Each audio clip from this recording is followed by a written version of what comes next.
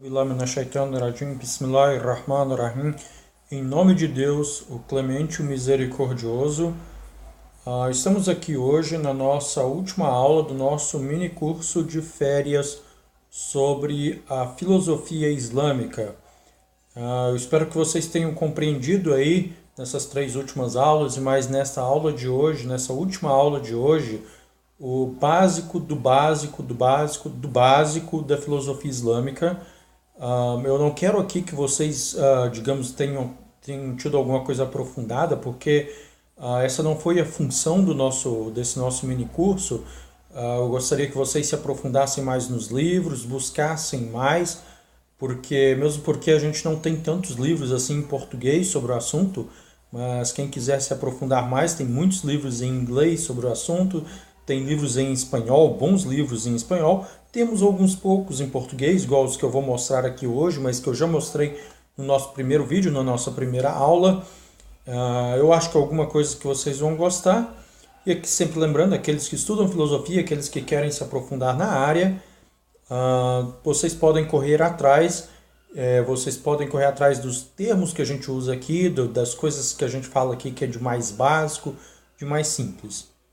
Bom, então vamos lá. Assalamu alaikum para todos vocês, meus amados irmãos e irmãs. Vamos aí à nossa quarta e última aula sobre a filosofia islâmica.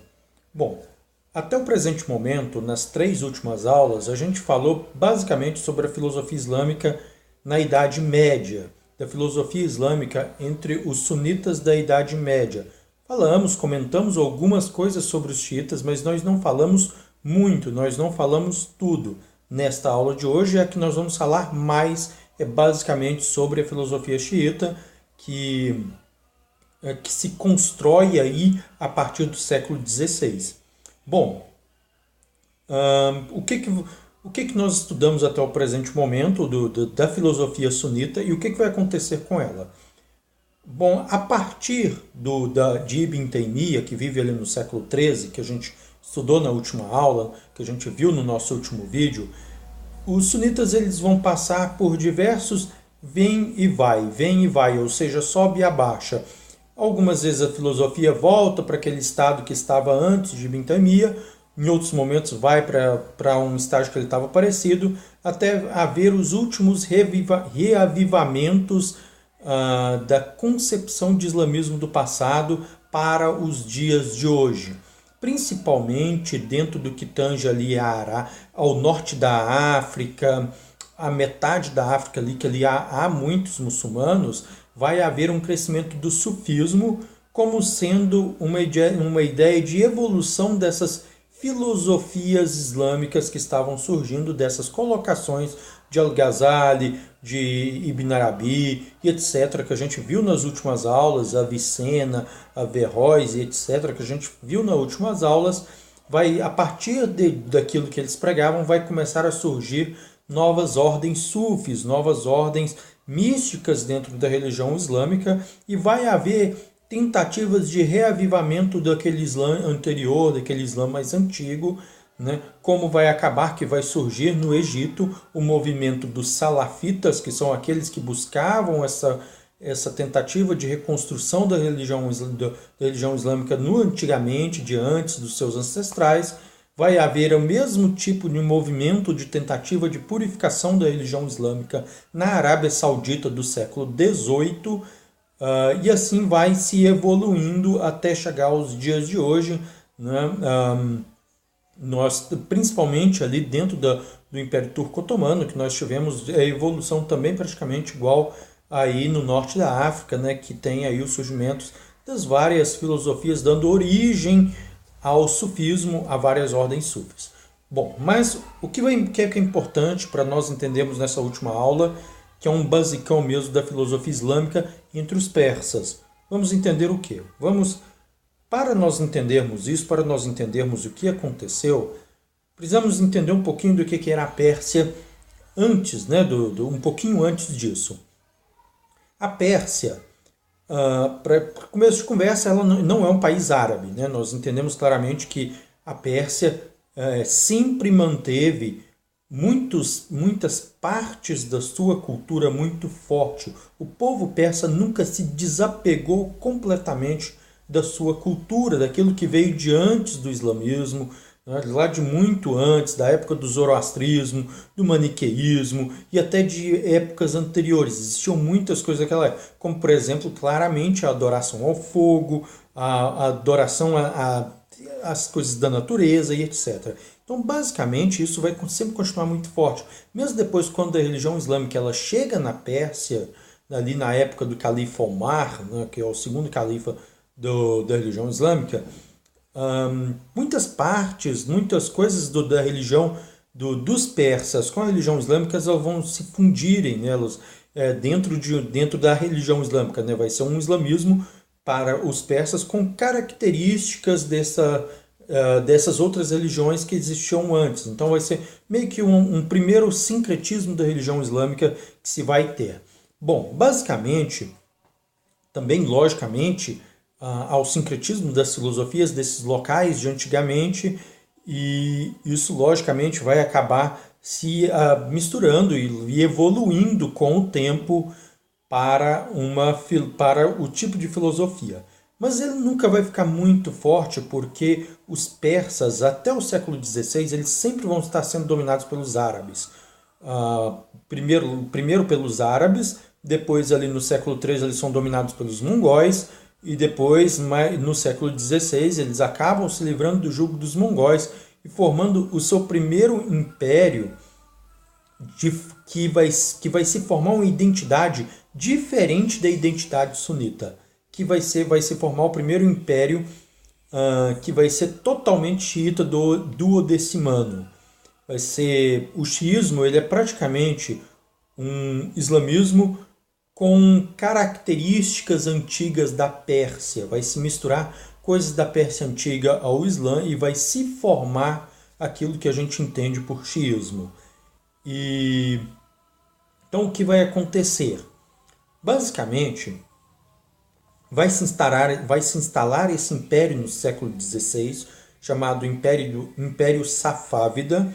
E o Império Safávida, que vai ficar mais ou menos uns 300 anos no poder, até o século XVIII, metade do século XVIII mais ou menos, ele vai construir a religião islâmica xiita, ele vai construir o ramo xiita do Islã.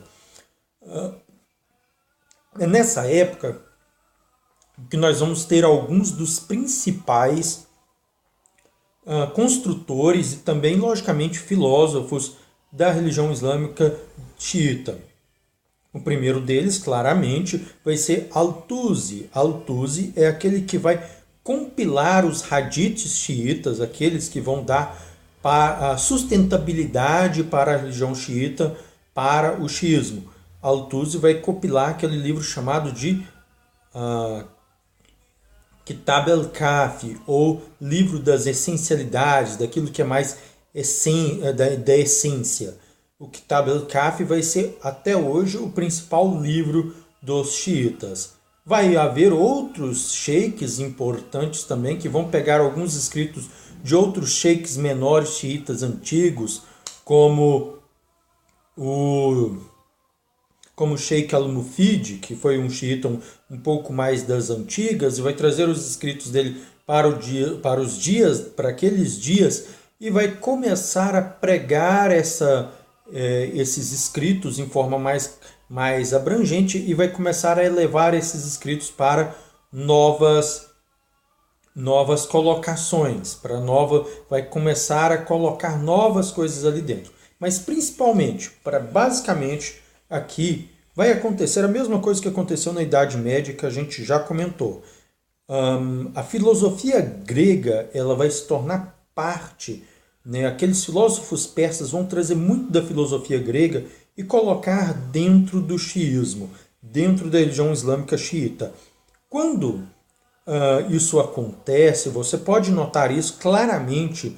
Talvez já tenha falado nos vídeos anteriores, eu posso ter esquecido, mas você vai observar isso claramente entre os drusos que veio de uma ramificação do xiismo e que consideram que a razão humana surgiu primeiro do que todas as outras coisas. Foi a primeira coisa que Deus criou, foi a razão humana, e a partir disso que se criou todas as outras coisas, chamado Aql, né? A razão, a consciência foi a primeira coisa que foi criada e ela está acima de tudo. Você nota claramente uma presença do neoplatonismo muito grande. Isso vai estar imbuído, vai estar inserido nessa filosofia persa, nessa filosofia que vai nascer no Irã do século XVI, XVII. Então, basicamente, o Império Safávida, além de ser um império xiita que ficava com que eles fizesse com que eles ficassem diferentes dos demais muçulmanos do mundo, que eram sunitas, o Império Safávida, além de transformar o Irã em todo um império xiita, esse império ele vai construindo o xiismo. E nesse meio, nesse momento, vai nascer o principal dos seus líderes, dos seus construtores, que vai ser um homem chamado Mullah Sadra. Mullah Sadra é um dos principais nomes da filosofia islâmica persa, da filosofia islâmica xiita. Ele vai construir toda uma filosofia baseada nesses escritos gregos, que vai se tornar a filosofia dos xiitas, que vai reinar até os dias de hoje. O que esse daqui, para quem quiser comprar, sempre lembrando, né, a Filosofia Transcendente do Mullah Sadra é o principal livro que se tem escrito aí falando sobre o Mullah Sadra em português. Outras obras do Mullah Sadra, infelizmente, não temos em português, temos algumas em inglês, mas apenas essa obra aqui ela foi traduzida para uns 4 ou 5 idiomas assim ocidentais, né? Se eu não me engano tem inglês, tem espanhol, mas você encontra ele em português, né? Encontra para baixar na internet, encontra para se comprar. Esse livro aqui, ele basicamente vai explicar o que Mullah Sadra via como o que ele trouxe da filosofia grega para o xiismo. Mas basicamente, falando um basicão da filosofia do Mullah Sadra, ele pegou a ideia da República de Platão e colocou como sendo para que se construa uma república islâmica, que essa república islâmica seria a sociedade perfeita que Platão haveria de ter colocado nos seus livros e etc. E depois que Ibn Arabi trouxe, e depois ele pegou de Ibn Arabi e trouxe para a realidade, e que ele disse principalmente que um Estado xiita constituído como um Estado xiita, ele é o verdadeiro Estado sucessor daquele Estado da época do profeta, e que ele era a forma com que se deveria governar a partir daqueles dias. Quando cai a dinastia safávida no século XVIII, e ela vai ser renascida através do Ayatollah Khomeini na Revolução Islâmica de 1979 no Irã. O Khomeini ele vai fazer a mesma coisa, ele vai começar a dizer que o Irã, tal como ele construiu, tal como ele se fez após a Revolução Islâmica, esse Irã é essa república perfeita que já havia sido citada por Platão, por Ibn Arabi, por Mullah Sadra, e vai ser ressuscitada, reconstruída, recolocada por Khomeini após a Revolução de 1979, e ele vai constituir esta república a partir de moldes islâmicos, de moldes gregos que vão sendo misturados para se constituir isto, colocando-se leis da religião islâmica, colocando filosofia vindo dos gregos, vai se traduzir vários livros para o persa, ele vai começar a expandir a influência dele para outros lugares. Se você nota hoje, você acaba notando, essa guerra no Iêmen é necessariamente por um domínio territorial de um dos dois países, ou a Arábia Saudita quer dominar o Iêmen e também o Irã quer dominar o Iêmen, e expandir suas colocações para ver quem está certo e quem está errado. Então, basicamente, se constrói esta República Islâmica do Irã com base nessas colocações de Mullah Sadra que vieram já de Ibn Arabi, que veio da da filosofia grega que veio do neoplatonismo.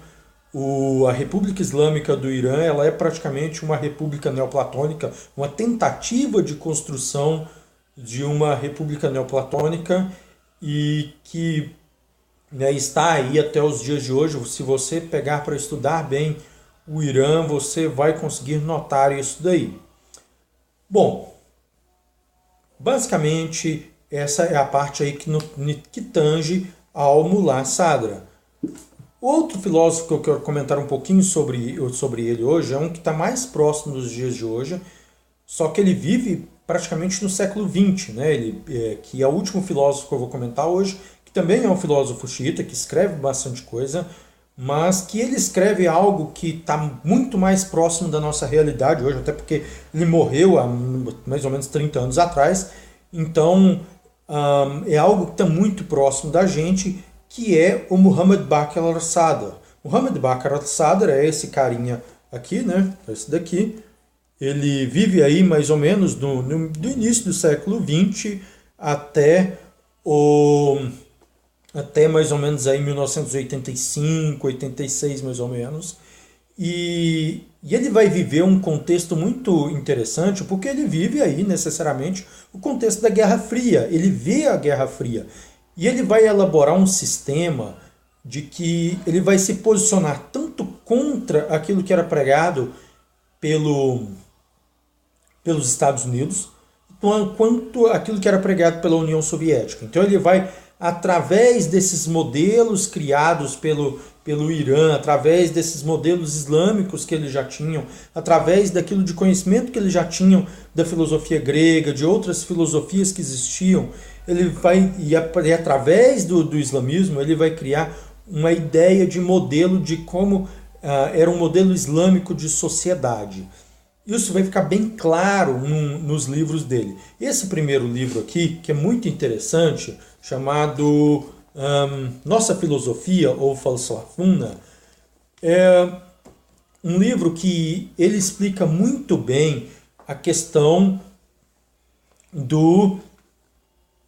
da filosofia, e ele rebate muito as questões do materialismo dialético, que é uma pregação de Karl Marx, né, que Karl Marx prega aí no século XIX, o materialismo dialético, que seria a solução para os problemas da humanidade, e ele vai bater muito na tecla de que o materialismo dialético não funciona. Então quem quiser ver um pouquinho disso daí, quem quiser estudar um pouquinho mais sobre isso daí, ler o que o Ayatollah Muhammad Baqir al-Sadr comenta sobre o materialismo dialético, compre esse livro, Nossa Filosofia, vale muito a pena, é muito interessante aí de se ver.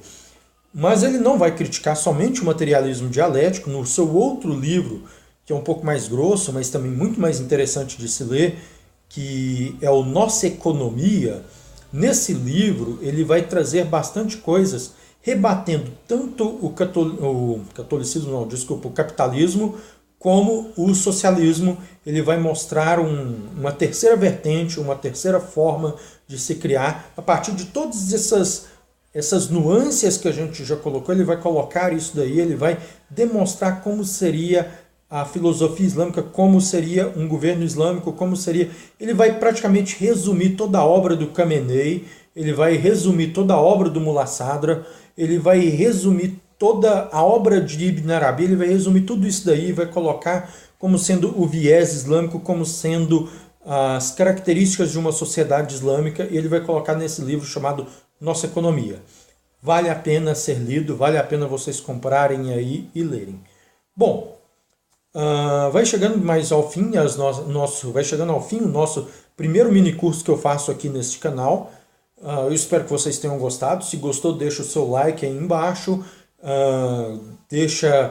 se inscreve no canal, deixa aí nos comentários qualquer mini curso que vocês queiram ver a mais aí, outros mini cursos que vocês queiram ver aí no nosso canal. Vejam as aulas de árabe, estão muito legal, estou começando a evoluir alguma coisa ali dentro. Vocês já estão conseguindo, quem está acompanhando aí as aulas, viu na última aula aí que já está conseguindo ler e escrever um pouquinho legal. Acompanhe as aulas de persa também, que são interessantes também de se entender. Tem muita coisa que eu estou preparando para o canal, tem muita coisa que está por vir aí. Então, assim, não deixe de acompanhar o canal, curtam o canal, espalha para os amigos, compartilha, visualiza, se inscreve, vê os vídeos, acompanha aí que está bem legal e divulga também para que a gente tenha mais inscritos, para que isso daí chegue, essa mensagem da religião islâmica chegue para mais pessoas, para que mais pessoas vejam aí que não somos terroristas, não somos pessoas ruins, que a gente tem estudos aí de muito tempo, de que a gente faz muita coisa aí de já há muito tempo, que a gente não quer o mal para as pessoas, não quer que as pessoas entendam mal o que são a gente, e para que as pessoas entendam mais um pouquinho aí do que é a religião islâmica, um pouquinho mais aprofundado, porque infelizmente outros canais sobre a religião islâmica aí no YouTube são muito básicos, acabam falando muitas coisas básicas e as pessoas acabam não entendendo. E deixa suas dúvidas nos comentários, deixa sugestões nos comentários, a gente pode responder aí nos vídeos e tudo. Deixa aí, escreve aí o que vocês querem ver no canal e tudo.